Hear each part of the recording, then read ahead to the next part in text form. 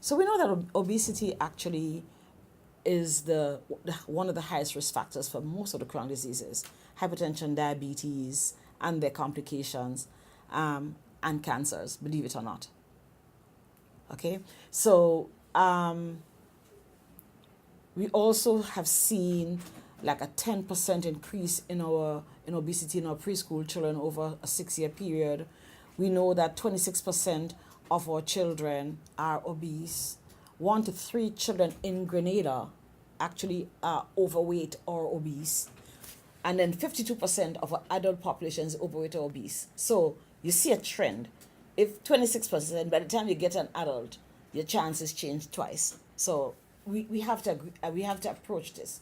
We know the reason. We know the way we're eating. We know the way we feed our children. We've moved away from the traditional ways.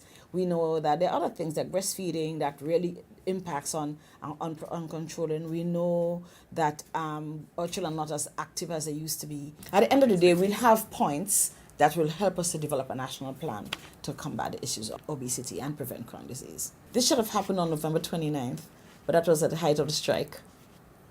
And so we had to postpone it. It's not fair to have a consultation that affects children and they can't be there.